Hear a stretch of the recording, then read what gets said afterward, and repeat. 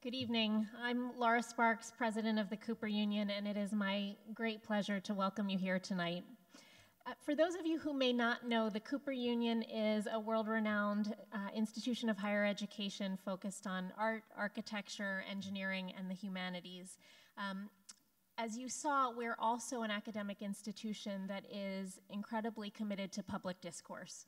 And this is a room that has hosted 160 years worth of public discourse, important conversations, and activism with some of history's most important figures, people who are very well known and everyday people who have come together to really make change happen in this country.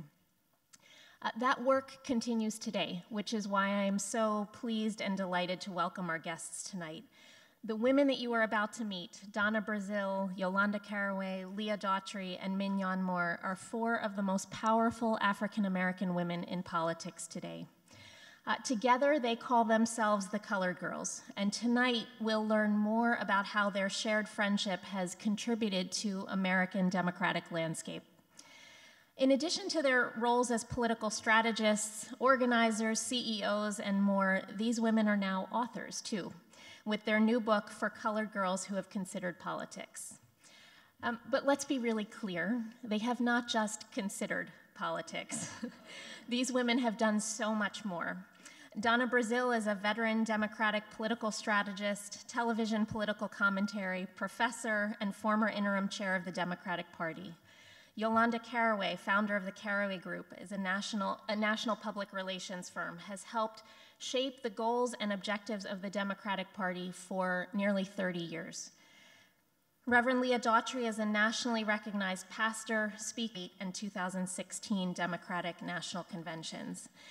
And Minyon Moore, now partner of the Dewey Square Group, was CEO of the Democratic National Committee, assistant to the president and director of the White House Office of Public Liaison, and director of White House Political Affairs under President Clinton.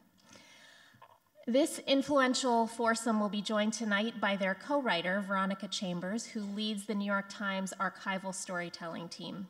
A journalist, editor, and author, Veronica will moderate tonight's discussion.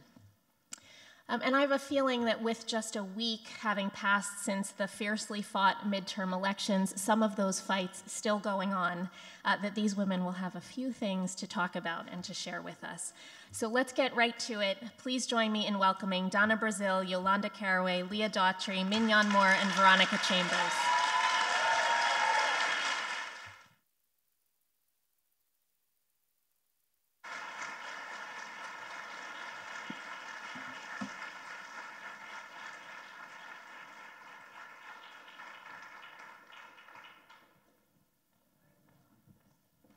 Good evening. Thank you for being here. I wanted to start for having us here. We appreciate your hospitality and for opening this historic place to us. Now, I'm gonna follow instructions and read these, what Veronica asked me to read. We all speak a common language when the conversation turns to Jesse Jackson. The way Jackson taught all of us who were working with him to learn the democratic process. He told us, once you learn the rules, you can break them with dignity. As we like to say, he had coattails. Another Jacksonism we use a lot is the term swinging people through, meaning the responsibility you have to keep the doors of opportunity open and helping those coming behind you to walk through those doors as well. Leah remembers her time working for Jackson 84 as an education in the little things that were big things. Where do you get credentials? You have to negotiate for credentials. Okay. Oh, you have to negotiate for hotel space. Okay. These were things we didn't even know anything about. You just turned on the television and you watched the convention. We weren't aware there was a whole set of enterprises and operations behind the scenes. We didn't know anything about election night boiler rooms where people were getting numbers and people were making phone calls and calculations and projections. Of that first Jackson presidential bid, Leah says, we were building the airplane as we were flying it. We were just regular black people living our lives, and now because of this man and his campaign and his influence, our vision had been raised. The idea of what's possible was different. He took us into rooms and into spaces we never imagined we would be in, some of which we hadn't even known existed. He made the space for us to experience American politics at the highest level. And we said, okay, this is how it works. Got it.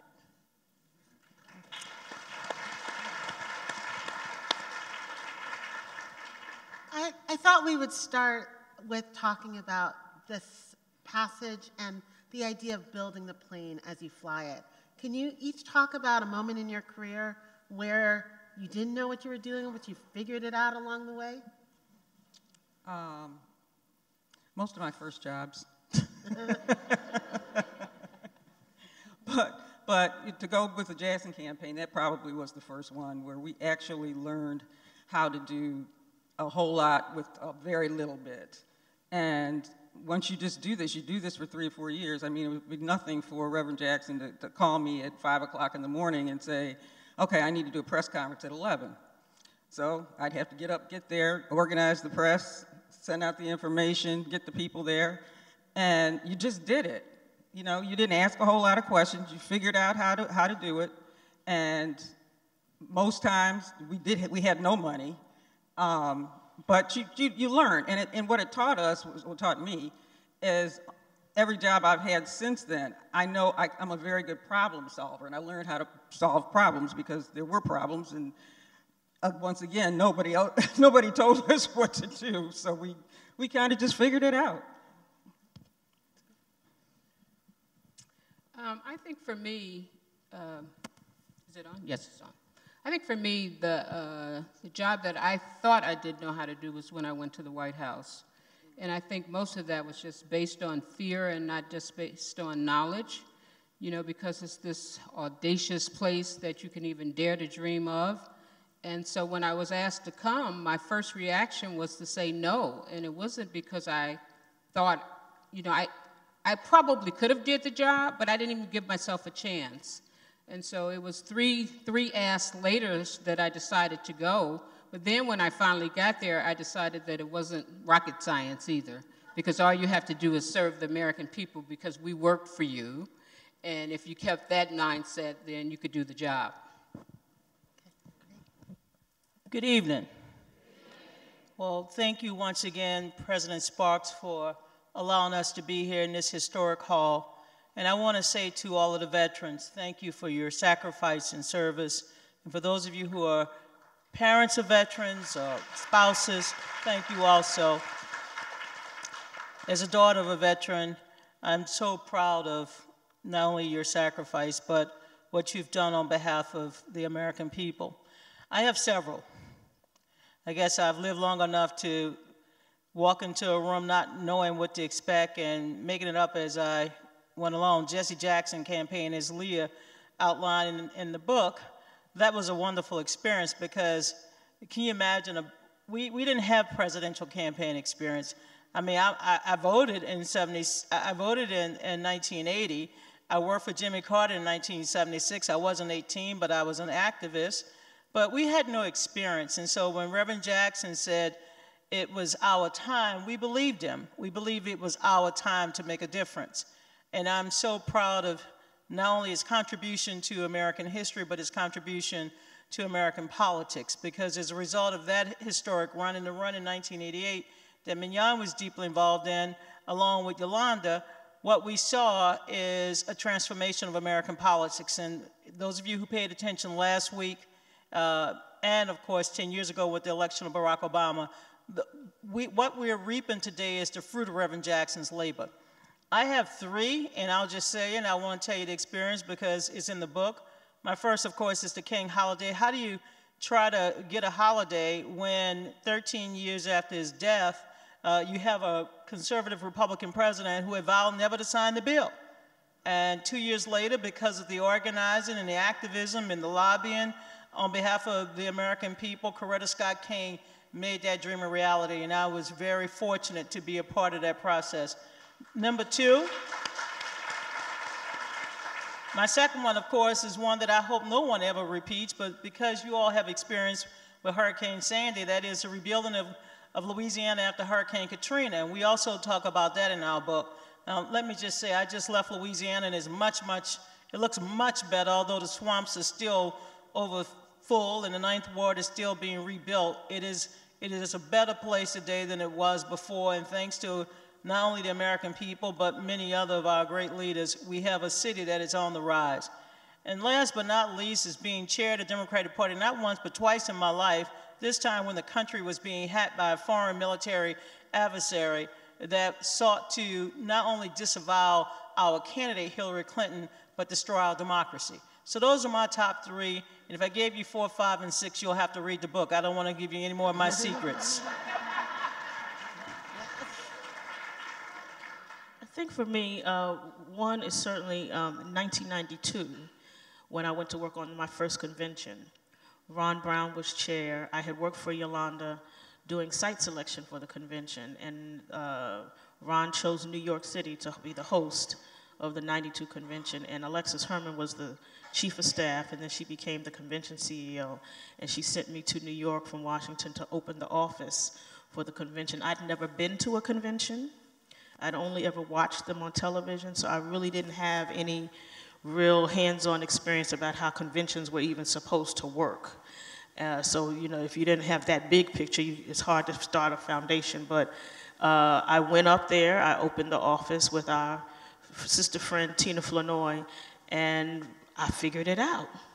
And Alexis was like, you smart, you're organized, you can do it. Go ahead on up there and open the office. And so I learned a whole lot about how conventions operate, and that was my first convention. And then I worked on every other one since then until 2008, I became the CEO of the convention myself. The second one I would say is I was working at the Labor Department in Second Clinton, and I was the chief of staff. And then after Gore, after the Supreme Court gave the election to Bush, I actually stayed at the Labor Department, and I worked for Elaine Chao for several months. It was my first experience working for Republicans. And that was a learning experience, without question.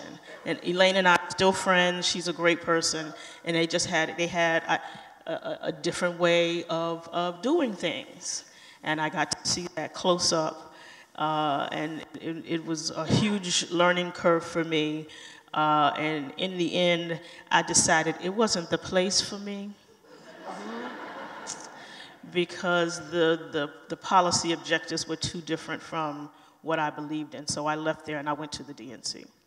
Right. So, I mean, I think one of the things, especially for the young people in the audience, but I think even for those of us who are not that young, the idea, there's a through line in the book of figuring it out, trusting yourself and figuring it out. You know, you mentioned working for the Republicans, and I wanted to hypertext to the dinners that you guys had, because I remember when I first met you, Minyon called you Miss Bipartisan. So can you talk about the dinners, the genesis of the dinners, and what they kind of meant about solidifying your power?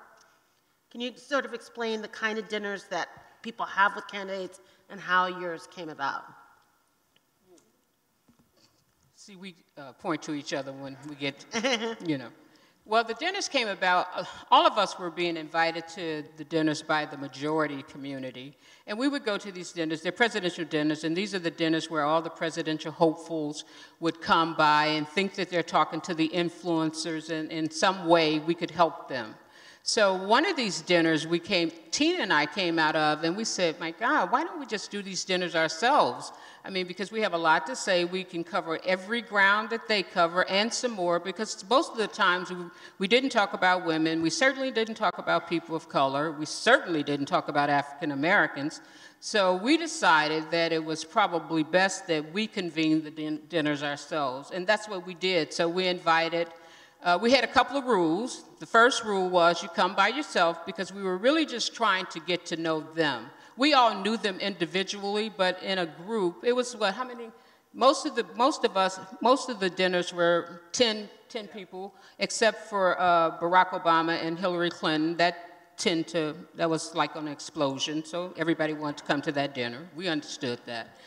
But we had a couple of rules. Come by yourself. You have to pay the tab. And the third one was, what was the third? No press. This is actually the first time we've talked about the dinners, and they're actually in the book. You'll enjoy them, because it's a lot of little tidbits. So what we discovered in the books, in the dinners were, one, if you came in there, Donna usually kicked it off by saying, what's your 2163 strategy, which is your delegate strategy to get elected or to become the nominee. And if they would say, well, what is that? Then you'd get a big eye roll from Leah, and you'd wonder where the check was, because that's exactly What did you say, Leah? Check. Yeah.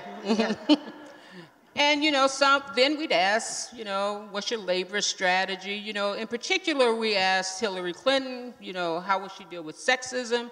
She gave us a, pretty long but extensive answer. We asked President Obama, how will he deal with race? And at the time, I think when he made the statement that he made, it's in the book. Maybe I should just tease that out.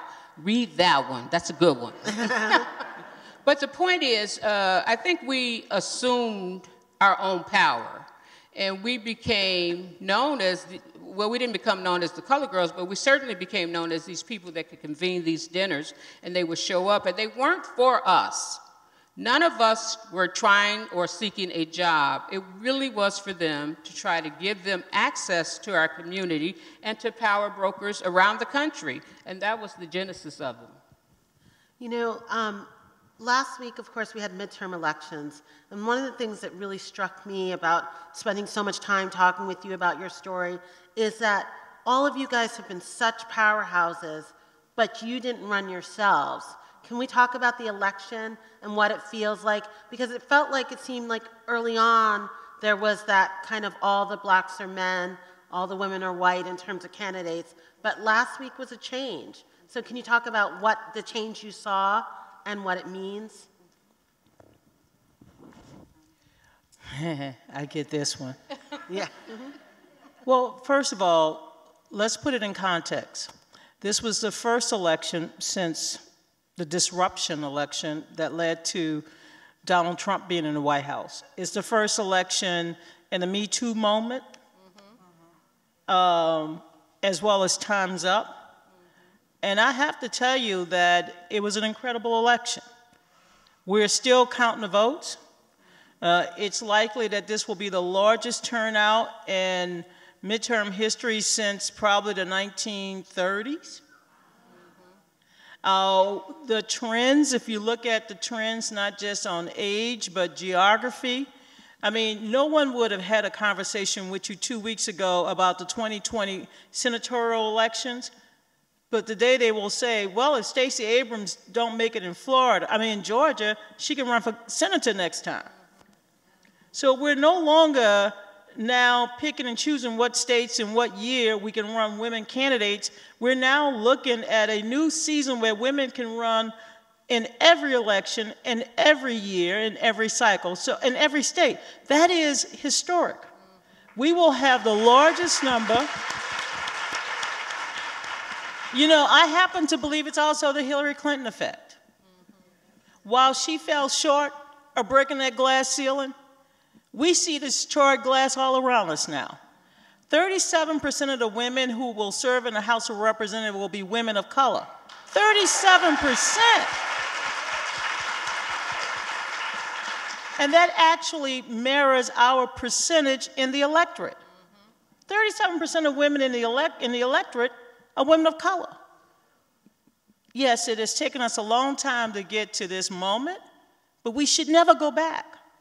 If anything, everyone should be on notice that we can win more elections. And the presidency is now 2 years away from today. And I don't want to hear anyone tell me that a woman cannot succeed in becoming president of the United States. I'll say one thing. They know although I'm a little bit under the weather, but I'm gonna be my controversial self. The reason why Donald Trump is fighting so hard in Florida, he knows if he loses Florida,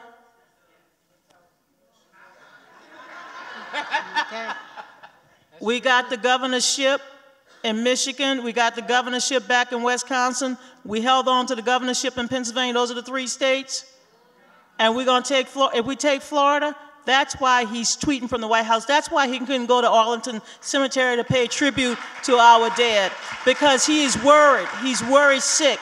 And you know what? If it's up to us, women and people of color, he's going to be worried, sick. His new color will not be tangerine. It will be a different color when we finish counting all of the votes. I'm done now. Okay. Minyon?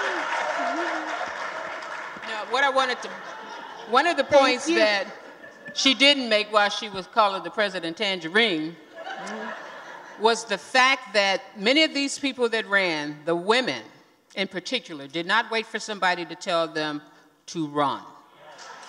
Yep. They got in it on their own, they got prepared, and now today we are calling them Madam Congresswoman, Madam Senator, Madam Elect, Madam Judge. Just look in Madam Speaker, Houston. Huh? Madam Speaker, we hope. Yeah, hello. Yeah. So if you're out there and you're thinking about running, run. Yes. Here's the other thing I would add is that, you know, this election was critically important in terms of the governors that we elected, because not only are we talking about the 2020 presidential cycle, you're also talking about redistricting and what that will mean for the drawing of the map, and what it will mean for how the census is conducted in those states. And so it has long-term implications, at least until the next census in 2030, in terms of how the map, the congressional map is drawn and what it means for us in our localities, around how our school districts and so forth is critically important. But I think we also have to remember we have, 100 plus women coming to Congress, and that is fabulous and fantastic, but we still got work to do, because that's 100 out of 435. We ought to be half, at least, of the House of Representatives. That's right. And so we've got this. I'm so excited. I cannot wait for them to get here. I can't wait. I can't wait for Nancy Pelosi to be Speaker. She gonna be sitting behind Donald Trump doing exactly. And trust me, her eyes are not gonna bat. She gonna be. It's an exciting time. It's going to be exciting. It's going to be exciting these next 2 years. And one of the other things I read over the weekend is that most of these candidates, the new candidates, are under 40. They're young. It's a whole new generation, and God knows the Democratic Party needed that. They needed an ounce of fresh blood. I thought we had to go and wake up Count Dracula to get some blood. And when you looked at the Kavanaugh hearing and the senators who were there, honest to God, I swear some of them were there for Anita Hill. It's true. It's actually true. How are it is time for a sea change. People are talking about new generation of leadership in the House. We need to talk about new generation of leadership in the Senate. That's right. Where they are confirming judges every day. Mitch McConnell had his eye on the long game. We need to tell Elaine Childs to take her husband home. Listen. Just saying. That's a whole other thing. Mitch and Elaine is a whole other thing. That's an offline discussion. But, you know, they're confirming senators every single day that are going to have long-term implications on our lives and the way that we live our lives. We've got to focus on the Senate and making sure that we get the map was not favorable to Democrats in this cycle. In the next cycle, it will be very favorable to us, and we've got to make sure we're paying attention so we can bring in some folk who are a little younger, and yeah. So Minyon, I know one of the things you've often said is that you like governors for presidential candidates. That's something that you felt through the dinners. Can you talk about that? And can you talk about where we're at with Stacey Abrams and what the impact is on the down ballot? You know, well, no telling when I said that to Veronica, so let's just take that with a grain of salt, people. But let's just say, the reason why I love governors is because they have executive experience. And they really know what it means to run a microcosm of a federal government. And I think that it gives you a really rounded person. It gives you a person that understands all the cabinet. It gives you a person, but that has to be the right governor too. I mean, we got a lot of good governors. And I think for Stacey in particular, I think her future is so bright if she doesn't get this. I think her future is brighter than bright. and she could be anybody's, and she can be a senator, she can be somebody's vice presidential pick, she could be somebody's president. She can be, because she's changed how that state looks, and she dared to run a different type of race. So yes, would I pick a person like her as a viable candidate to do anything? Absolutely, but I do think governors are unique in that they just bring a lot of executive experience. I think most Americans will be looking outside of Washington for their next leader. No offense, I love Washington, D.C. I've called it home now for over 30 years. But I think they want something different, something fresh, something new. And somehow or another, Washington is now equated with being stale and partisan and bickering. I also believe that to take on Donald Trump and the Republican Party machine, which is huge, how does he say it? Huge. We're going to need somebody who understands the political, what I call the political landscape. And if we're going to bring young people out in record numbers in 2020, we're going to need a fresh type of politics that speaks to our values and our hearts. And while I call the president Tangerine, he's called me much worse. But why I call him that is he has the ability to sully his enemy, give them names like Pocahontas, cheating, lying Ted, and then 2 weeks ago he was beautiful Ted. So we need to in 2020 be prepared for a different season and a different crop of candidates. And not go with the same old because it's a familiar name, and I love a lot of the familiar names, don't get me wrong. But don't be swayed by those you know. It's time that we be courted by people we don't know. Great. Leah, I know your parents are in the audience, Reverend and both Reverend Daughtry's. And can you talk a little bit about how you grew up and about the idea of being an inside woman and outside of the system? Because I think that sometimes, I think what a lot of us are looking for is what is our place. And that's something that really stuck out to me in the book, is you said some of us are going to be inside people, some of us are going to be outside people. Sure. My parents are here, the Reverend Doctors, Herbert and Karen Daughtry. I can't see. I see them there.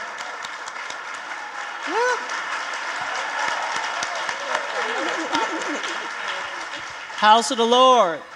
The house of the Lord. Yes. So I grew up in Brooklyn, New York. And there's too many Brooklyn people in here who ever said that. I grew up in Brooklyn, New York, and in my early years in the melting, sometimes boiling pot of Crown Heights, New York. And my father is a pastor, my mother's also a pastor, and at that point, which makes me a fifth-generation pastor. So our church in downtown Brooklyn, the House of the Lord, was the home for activists. And so much of the activity of the late 70s and the early 80s around police abuse of power and economic justice issues was centered and headquartered in our church. And that's the environment that I grew up in. We were surrounded by activists of every stripe, every political persuasion, every economic philosophy, every faith, every religion. They came to the house of the Lord as the meeting place, as the gathering place. So I grew up understanding the diversity, particularly of African peoples, but of people of goodwill, come in all shapes, sizes, genders, colors, persuasions. And so I was also fortunate to grow up in an environment where women were central to the movement, and our talents and contributions were recognized as equal. There was no such thing as a woman's role. All the roles were women's roles. All the jobs were women's jobs. So I didn't understand sexism until I got to college. Because I just didn't grow up in that kind of environment, whether it's our church or our activist community. So because of that, and we understood struggle and community, both from in achieving the goal of self-determination as a multi-pronged effort. So that might entail marching and rallying, it might entail economic boycotts, it might entail electoral politics, it might entail prayer and fasting. It all went together for us. And so I learned at an early age that there were many ways that you can contribute to the struggle. And the point is to keep the main thing, and to understand what the goal is, and to honor each person's role. And you needed people inside, in the mayor's office, in the governor's office, in the political parties, who could help the folks inside understand what was happening outside, and help the folks. Then you needed the folks outside who could agitate, and who would agitate for the same goals. But we're all working for the same thing. But we have different ways and different avenues and different mechanisms of achieving that goal. And the important thing is that we were all striving in the same direction, rowing in the same direction.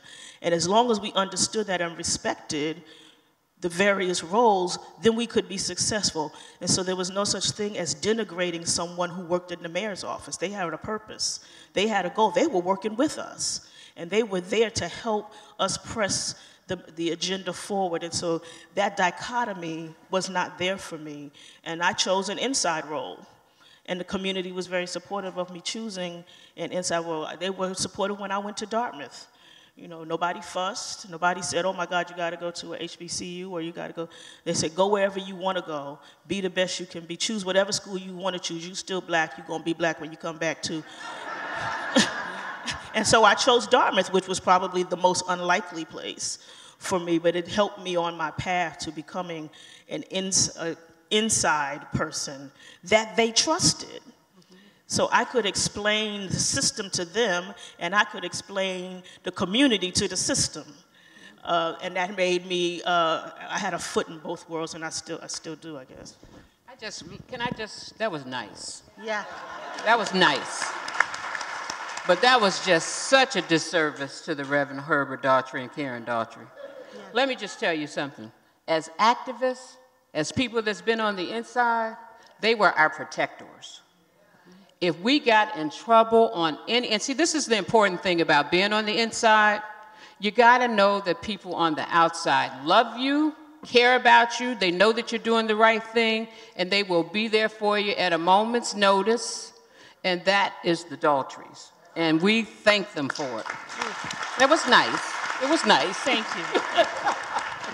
But it's also a matter of you being on the inside and doing the right thing. And being the person on the inside that the folks on the outside can trust. You can't get on the inside and forget where you came from. And forget why they sent you. And forget who sent you. Because if I forget who sent me, then what good am I to the folks on the outside, to the community? Right. You know, one of the things that I was thinking about it coming here, it's such a historic space, full of legacy, this great hall. And I think in a lot of ways, the book became a sacred space for all these leaders who came before you. So I was wondering if you guys could each talk about some of the leaders that affected you, that you worked with.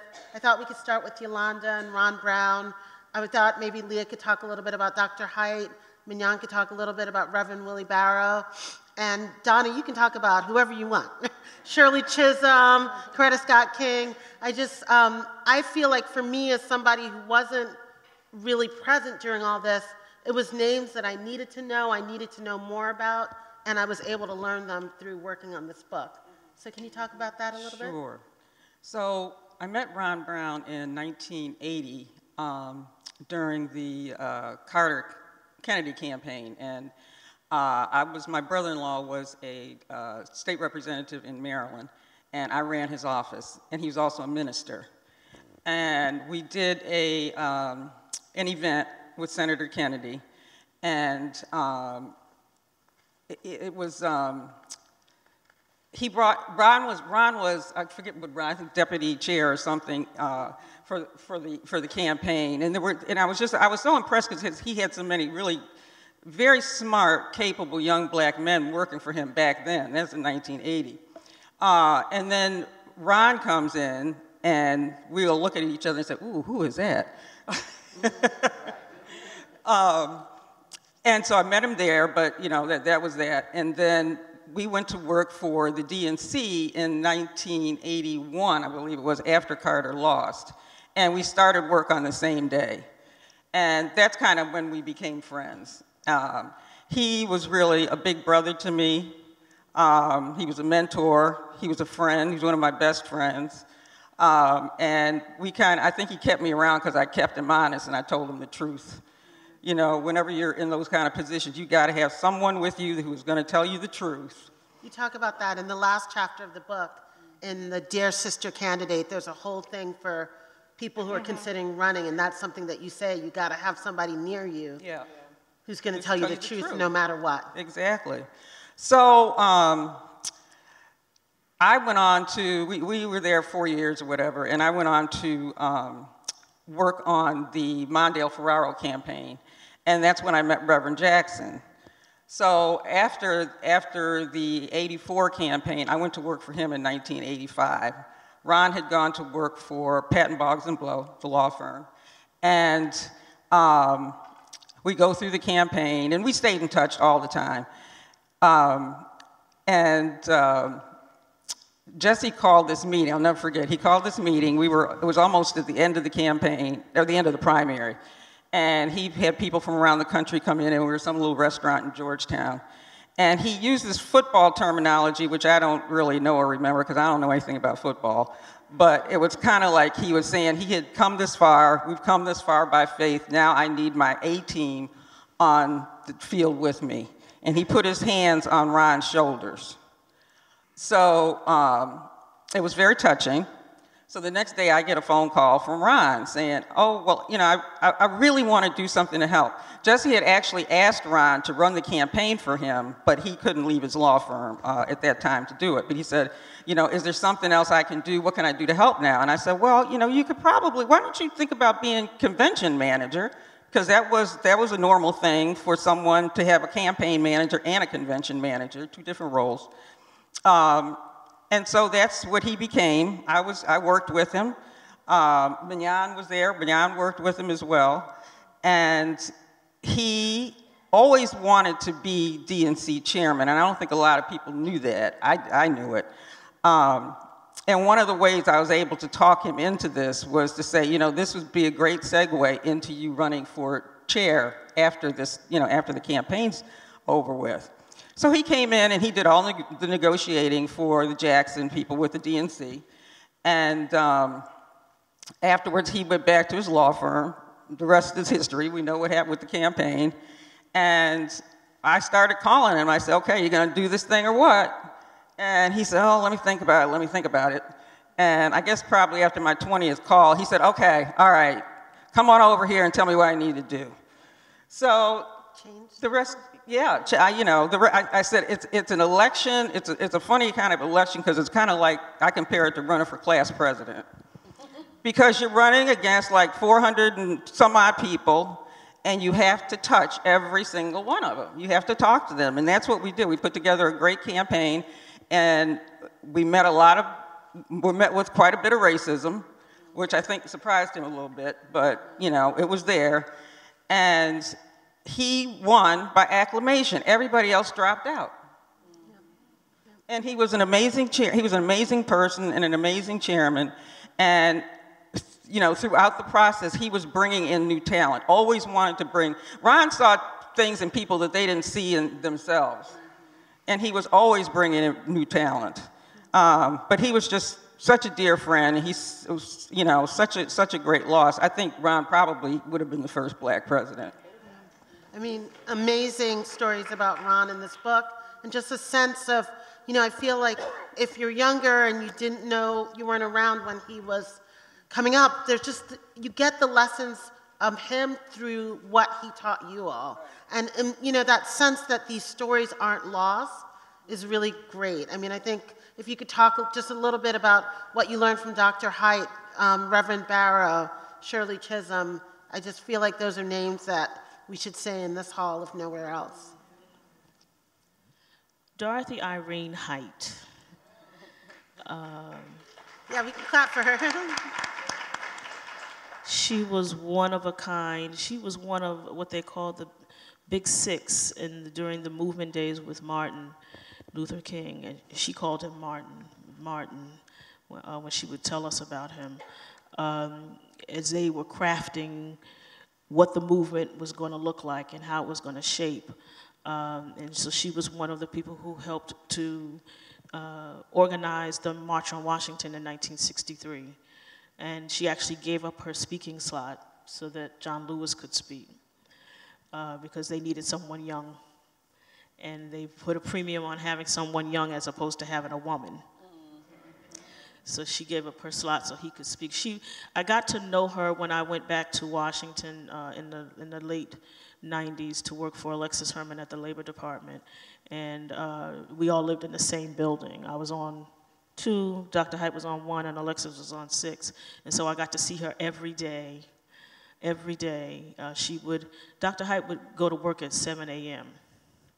She was in her 80s and then in her 90s, and she would be in the morning, every single morning, she would be in the lobby at 7 a.m. waiting for her driver to take her to work at the National Council of Negro Women. Fully dressed, right? Fully dressed.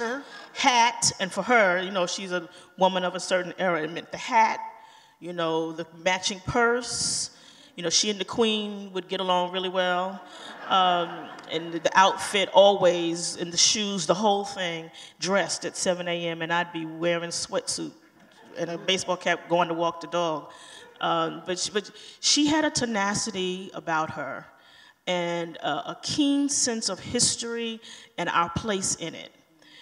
Always she was talking about the times that we live in, and being aware of where you are in the arc of history. And one of her favorite sayings that I just love, she would say, if the times aren't ripe, you have to ripen the times. Mm-hmm. And she would say, we have to hurry history. Sometimes history is moving too slowly. We have to hurry history, and that's our job as people who are striving for equality across communities. So she was just one of a kind, and for her, she was important to me as I got to know her in her later years. But in my earlier years was Dr. Betty Shabazz, who was a fixture at our church. And then there were all the other women in the community, Achuta Bakar and Sophia Bandelli and Amina Baraka and my mom and other women who were the examples for us about how to be, how to live, how to struggle, how to be and be fully who you are and stand firmly on your feet are lessons that I first learned from the women in my community. And then they were reinforced by Dr. Betty and by Dr. Height and by Dr. King and so many others, Dr. Barrow. I love that. Thank you. Can we talk about Reverend Barrow? Yes, Little Willie. You probably have never heard her name, but her name is Reverend Willie Taplin Barrow, and she was the chair of Operation Push. Okay. Can I interrupt you for 1 second? I just want to make sure, because there's students in the audience, can you talk about how you ended up meeting her? Because you were on assignment, right? You were doing a school project? Yeah, I was one of these little ambitious students as well as a worker. I worked for Encyclopedia Britannica, and I was actually going to school part-time as well. I'm sure many of the young people here don't know what Encyclopedia Britannica is, but that's okay. It's all right. We still have them. It's all right. Mm-hmm. Google's going to run out on y'all one day. It was like a 26-volume Google. It's going to run out on y'all. But anyway. So I was taking a class, and my instructor gave us the impression that if we got an interview with Reverend Jackson, then we would automatically get an A. So me and some of my fellow classmates set out to go over to Operation Push every Saturday. Now, I think this man was in the middle of all kinds of stuff, but he certainly wasn't interested in getting an interview from me. But anyway, I showed up. I got to know one of his aides.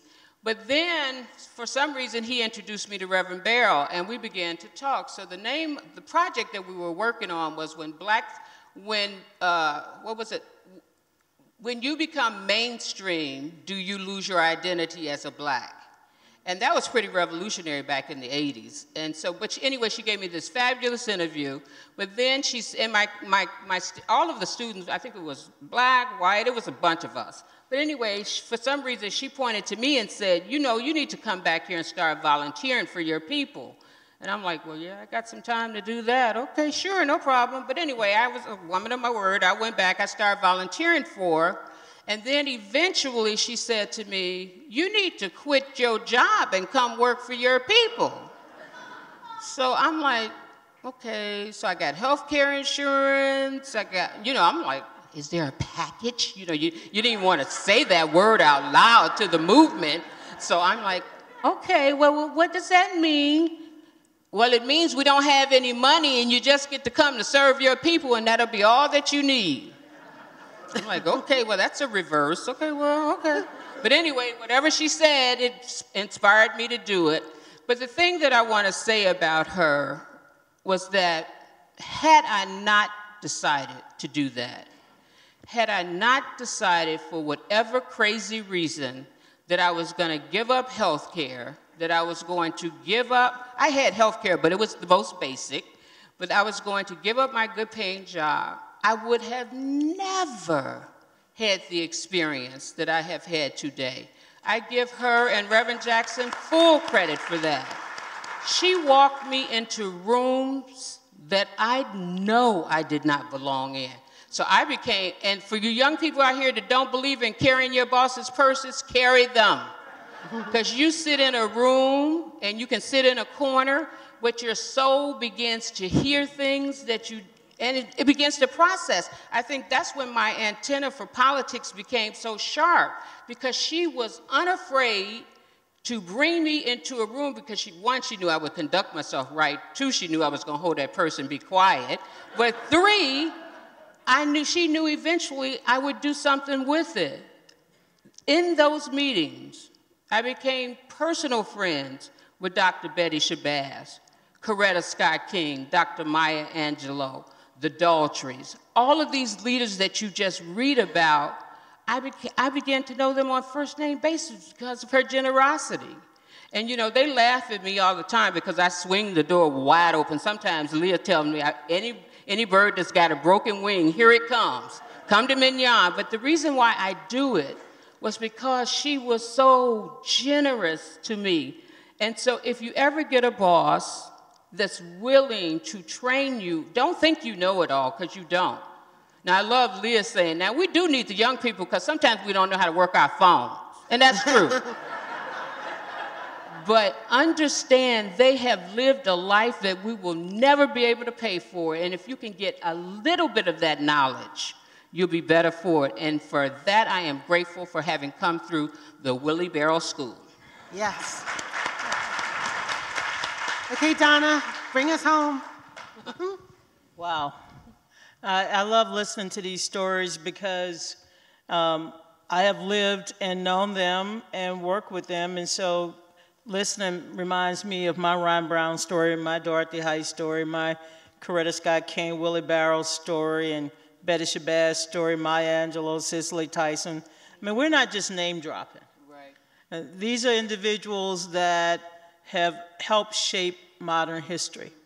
Imagine had some of us been born back when Abraham Lincoln gave that great speech, or Frederick Douglass, or Elizabeth Cady Stanton. We would have wanted to be in this room and be part of those movements to bring about the change that we all have experienced in this country. The freedom of the slave, the abolition, the suffragists. And we work for the 20th century version of those individuals. We stand on great shoulders. And I have had so many great opportunities, not just as a young political activist, but even in my ripe old age now of 58 and some change, of having experienced not just the knowledge, but to know them personally. Mrs. Chisholm was such a fantastic leader. Reading about her when I was just a child, seeing her run for the presidency in 1972, to be able to go to Capitol Hill as an intern and actually walk up to her, and she said, and I told her I was from Louisiana, and from that moment forward, she said, that young lady from Louisiana. And I got a chance to work for her when she left Congress and began to organize a pipeline for black women to seek public office.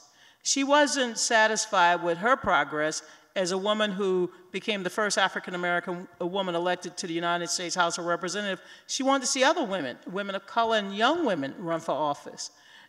I love gossiping with her. She loved to gossip. She wanted to catch up on the latest news. What is Maxine up to? What is Carter's? What is Eleanor? Can you imagine if Miss Chisholm had she lived and I could tell her that Maxine is about to chair the Financial Services Committee? Mrs. King, like Juanita Abernathy, like Betty Shabazz, like so many amazing and remarkable, Frances Hook, Evelyn Lowry, Mrs. Jackson, these women are and were incredible souls. Feisty, tenacious, but the thing I loved most about Mrs. King was how nurturing she was, how she had so much faith in young people, how she believed that we could turn the tide and make a difference in the campaign for the King holiday, and how she personally went about keeping Dr. King's legacy alive. Always kind, never heard a hostile word from Mrs. King. Just a beautiful soul. And one other person that we often forget, and I've had an opportunity to work with Barbara Jordan, being a congressional staff person. And for me, they all ripened my soul and gave me so much experience. And Minyon talk about carrying purses. When we worked with them, sometimes we didn't get paid. I'll never forget when they said, we'll pay you Friday. Friday never showed up. Or next Friday. But the service was, we could never have gotten compensated. It was just a great opportunity. I told this story the other day with Dorothy Height. When President Obama was elected, she wanted to come to the inaugural in 2009. She called me, and she always called Miss Brazile, and it was Dr. Height, because who else would call you Miss Brazile? They call my mama Miss Brazile. And she said, I need to have my car parked on the tarmac. I need 2 podium passes. And I need to make sure that my car is there when the service is over. I'm like, this is the President of the United States. How am I going to get you a pass? She made it happen, right? At the United States Capitol. And podium passes. And you know what? Before I could even respond, she hung up the phone. And I said, oh my God. And this is the thing I think we all came down to. We never wanted to disappoint our leaders. And so I followed up by calling Nancy Pelosi's office and said, I need 2 podium passes and a parking permit for the tarmac. And I told them it's for Dorothy Height. They accommodated me, but they said, well, we can give you the parking pass because she was the Speaker of the House. I said, oh, thank you, 1 down. Because only the president is supposed to be on the at the parking level. And then I called Dianne Feinstein, and I got the podium passes. So that's why it's important to have women in office. I got the tickets. Dorothy Height was there. And when Dorothy Height sat down, you know who sat next to her? Christine Ferris, Dr. King's sister. So God is good. And we learn from so many great people. And it's all in the book. Yes. So speaking of that, I want to thank the colored girls for coming out here tonight to share lessons of hurrying history. And they will be signing books at a table right in front of the stage. And you can talk to them there. Thank you so much for coming. Donna Brazile, Minyon Moore, Veronica. Leah Daughtry, Yolanda Caraway. We want to thank Veronica. Wait a minute. We need to ask Veronica. We have a question. We have a question. Okay. You took time out, and you spent well over 2 years working with us on this project and this book. Tell us, what did you learn? I think that the main thing I learned, I learned a lot of things, not to major in the minors. There's all these things I call vitamin CG, vitamin colored girls, and I say that almost every day. Don't major in the minors, just get it done. The other thing I think that I learned, and this was one of my first meetings with you guys, to have the meeting before the meeting to count my votes. I'm like always like, I used to just walk into places blind, hoping people were on my side. Now I'm like, are you with me or against me? And so they taught me how to count my votes before I walked into any room. And I got a few things done since I learned that. So thank you. We want to thank Veronica Chambers and also Cooper's Union for inviting us. Thank you all for coming out. Get the book and post it on social media. Yes. That's right. And keep voting. Yes, keep Vote voting. for every little thing.